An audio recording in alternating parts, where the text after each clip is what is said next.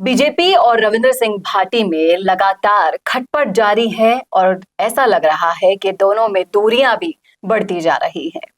लेकिन जिस तरीके से भाटी के मन में भगवा रंग बसा था, क्या वो निकल पाएगा? अगर फ्यूचर की तस्वीर की हम बात करें तो क्या रविंद्र सिंह भाटी जनता की सेवा करने के लिए कांग्रेस ज्वाइन करेंगे?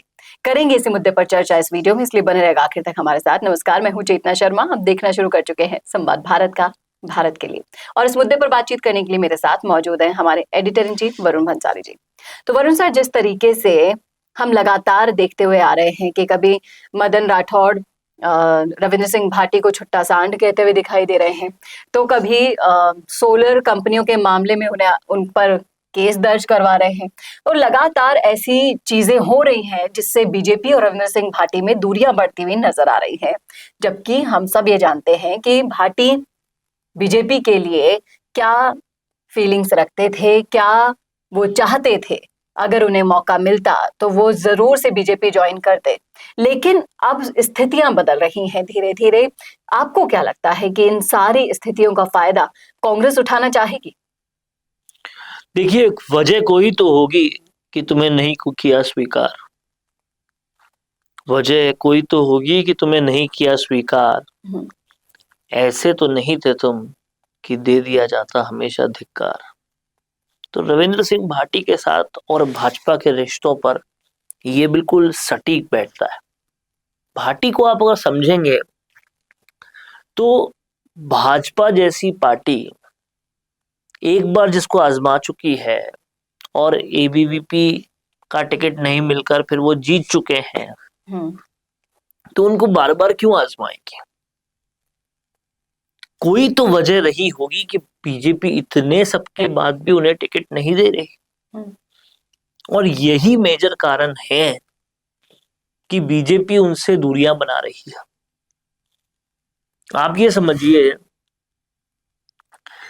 शिव से रविंद्र सिंह भाटी जीत गए जी, लेकिन कुछ सवाल आज भी उतने ही जिंदा है कि अगर कांग्रेस उस मुसलमान कैंडिडेट को वोट दे देती जो रविंद्र सिंह भाटी को सपोर्ट कर रहे थे, उनको अगर सीट दे देती तो क्या रविंद्र सिंह भाटी जीत पाते? अगर जाट बिखराव नहीं होता इतना भयंकर तो क्या रविंद्र सिंह भाटी जीत पाते? और क्या जो उस वक्त वोट मिले थे, आज की डेट में अगर इलेक्शन हो जाए तो रविंद्र सिंह भाटी को उतने ही वोट मिलेंगे क्या? ये सारे सवाल मैं नहीं पूछ रहा। ये सारे सवाल राजस्थान की सियासत में बहुत आम है जी। आज तक विकास के कितने काम वहां पर हो पाए? आज तक शिव विधायक रविंद्र सिंह भाटी कितने कामों को लेकर मुख्यमंत्री से मिले, सरकार से मिले, आंदोलन करने के अलावा, रील में आने के अलावा वो कितनी बार किसी डेवलपमेंट के काम को कराने के लिए जद्दोजहद करते हुए दिखे? लेकिन आपको नहीं लगता कि ये चुप्पी विधानसभा के सत्र में टूट सकती है? केवल विधानसभा के सत्र में बोलना भी कहीं ना कहीं कैमरे में आने की एक कवायद होती है। आप इस बात को समझिए। अगर आपको काम कराना हो तो क्या आप विधानसभा सत्र का इंतजार करोगे? क्या आपके लिए सचिवालय, ब्यूरोक्रेसी, शासन, प्रशासन कोई मायने नहीं रखता? ये बात मैं नहीं कह रहा, ये बात शिव की जनता के दिलों से निकल रही है जी। हाल ही में जब सोशल मीडिया पर हम लोग समय व्यतीत करते हैं, तो उसी बीच जब मैं लोगों की राय जानना चाह रही थी, मन पढ़ना चाह रही थी, तो समझ में आ रहा था कि कई लोगों का कहना था कि अपनी ही विधानसभा में, यानी कि शिव विधानसभा में दोबारा से जीत कर बता देना, हमारा नाम बदल जाए। इस टाइप के कमेंट्स वहां पर देखने को इन सारे तथ्यों के साथ आपका जो सबसे पहला सवाल था उस पर अगर आते हैं, तो इन सारे तथ्यों को सामने रखकर रविंद्र सिंह भाटी के आने वाले भविष्य, आने वाले पॉलिटिकल करियर के बारे में अगर सोचे तो बिना गठबंधन के क्या वो जीत सकते हैं? तो उन्हें कहीं गठबंधन तो करना ही पड़ेगा। अब वो कहाँ करेंगे? भाजपा तो उनको इतने दिनों से ले ही नहीं रही। जब भाजपा नहीं लेगी तो फिर वो कहाँ जाएंगे? दरवाजे तो उनको खुले रखने पड़ेंगे। अब अगर अपने बयानों में कांग्रेस का नाम ले लिया, वो कांग्रेस जिससे लोग छूटते जा रहे हैं, इंडिया गठबंधन के लोग भी उनके साथ नहीं आ रहे, वो कांग्रेस अगर उनके पास एक आखिरी विकल्प के तौर पे नहीं रही तो हो सकता है उनके पास कोई विकल्प ना बचे। जी। और सोचिए अगले विधानसभा चुनाव तक कांग्रेस ने उसी मुसलमान कैंडिडेट को वोट दे दिया है जो अभी तक भाटी को सपोर्ट कर रहा था, और गिले शिकवे दूर कर लिए, तो पासा तो उल्टा पड़ जाएगा। जी। ऐसे में बात बहुत साफ है कि कहीं ना कहीं भाटी को अपने दरवाजे खुले रखने पड़ेंगे, और उससे भी पहले इन 4 सालों में कुछ विकास के बड़े काम करके दिखाने पड़ेंगे।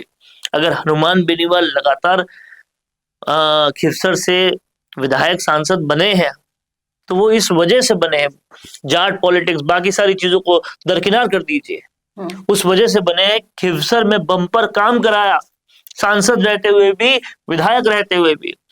रविंद्र सिंह भाटी ने अभी तक क्या काम कराया? जी। भाई दबी जबान में बात तो ये भी सुनने में आती है कि हैंडपंप तक जो नहीं जीता है उसके उस कैंडिडेट से ज्यादा आ रहे हैं। जी। और कहीं ना कहीं ये सब चीजें सोचने को मजबूर करती हैं कि जो दिखाया जा रहा है वो हकीकत है या भी नहीं, क्योंकि जो मुद्दे हैं जो विकास के लिए उठाते हैं, वादा करते हैं जब वोट आपको चाहिए होते हैं उस समय, लेकिन अब जब उन पर अप्लाई करने का टाइम आया है तब सिर्फ और सिर्फ सियासत ही की जा रही है। और रविंद्र सिंह भाटी युवा नेता होते हुए भी युवा बेरोजगारों के लिए या फिर एसआई भर्ती के मामले में चुप्पी साधे बैठे हैं। अगर रविंद्र सिंह भाटी बहुत सारा काम करते और उसके साथ में जो ये प्रचारित करने के लिए, लोकप्रिय होने के लिए एक ओटीटी प्लेटफॉर्म में फिल्में बना रहे हैं या कोई म्यूजिक फेस्टिवल में आ रहे हैं, वो सब काम कर सकते थे। लेकिन जब आप केवल यही काम करते हो, एक बार भी विकास का कोई भी काम लेके सरकार तक के पास नहीं जाते हो, तो फिर सवाल तो उठते हैं।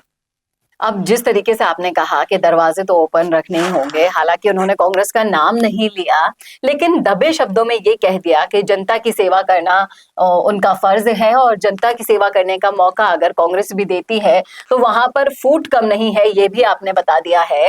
हालांकि जाने से कोई फायदा उनका होगा नहीं कांग्रेस में भी। और जिस तरीके से राजनीतिक करियर की जब हम बात करते हैं भाटी के, तो अगर लगातार निरंतर बढ़ते रहना है तो जनता की असल में सेवा करनी होगी। हालांकि भाटी का जो वोट बैंक है वो कांग्रेस से कहीं मैच नहीं करता। वो राजपूत वोट चाहते हैं, कांग्रेस में राजपूत वोट है नहीं, वो सब भाजपा के पास ही है। ऐसे में पहला विकल्प तो हमेशा भाजपा ही रहेगी उनका। पर भाजपा के साथ सामंजस्य बिठाने के लिए आंदोलन की बजाय उन्हें भाजपा सरकार से मैत्री का हाथ मिलाना चाहिए, जिससे शिव जो इतना पिछड़ा हुआ विधानसभा क्षेत्र माना जाता रहा है वहां पे विकास का स्कोप आए। और बहुत स्कोप है, आप देखिए सौर ऊर्जा के मामले में बहुत कुछ किया जा सकता है, कंपनियां अप्रोच भी कर रही है, उनके काम में भी कहीं ना कहीं रोड़े आ ही रहे हैं। हालांकि जो मांग है जनता की वो सर्वोपरि है, सरमाथे है, लेकिन उस मांग को लेकर आंदोलन छोड़ के सरकार के पास जाइए, रोजगार के साधन खोलिए, वो क्यों नहीं कर रहे? जी, काम ऐसे कीजिए जिससे आपका भी भला हो, जनता का भी भला हो, और सरकार के राहों में रोड़े भी ना अटके, क्योंकि अंततोगत्वा पाला तो उनका पड़ने वाला ही है। चुनाव में आप एक दूसरे का वो कहते हैं ना कि काम ऐसा करो कि नाम हो जाए, और नाम ऐसा करो कि काम हो जाए। तो इसी सोच के साथ रविंद्र सिंह भाटी को अपना अगला कदम अपने राजनीतिक करियर में उठाना चाहिए। आपको क्या लगता है, आपकी क्या राय है कि क्या Bhati in future Congress join करेंगे, और अगर करेंगे तो क्या उनका राजनीतिक करियर जिंदा रह पाएगा? बताइएगा आप क्या सोचते हैं इस मुद्दे पर, रखिएगा अपनी राय कमेंट बॉक्स में। कैसा लगा वीडियो बताना न भूलेगा, और ऐसी और वीडियोस के लिए देखते रहिए संवाद भारत का, भारत के लिए। नमस्कार। पॉडकास्ट सेटअप्स तो मिल रहे हैं लेकिन एंकर नहीं है। पॉडकास्ट सेटअप और एंकर मिल गया तो एडिटिंग नहीं है। पॉडकास्ट सेटअप भी मिल गया, एंकर भी मिल गया और एडिटिंग भी मिल गई, लेकिन उसे अपलोड करने के लिए अच्छे व्यूअरशिप वाला चैनल नहीं है। और अगर वो सब भी मिल गया तो पॉडकास्ट को अच्छे एसईओ के साथ अपलोड करने का डिजिटल सपोर्ट नहीं है। और अगर ये सारी चीजें एक साथ मिल रही हैं तो प्राइस बहुत ज्यादा हाई है। तो अगर आपको ये सारी चीजें चाहिए आपके अपने जयपुर में, जो आपको पॉडकास्ट सेटअप्स, एक्सपीरियंस एंकर्स, शानदार studio, amazing editing, 6 crore plus views वाले चैनल पर अपलोडिंग, और तो और सिर्फ पॉडकास्ट ही नहीं, उसके साथ आपको मिल रही है उसी पॉडकास्ट में 5 रील्स फ्री, वो भी सिर्फ 8,000 रुपए में। और ये सब कुछ मिल रहा है आपको सिर्फ और सिर्फ मिशी मीडिया सॉल्यूशंस में।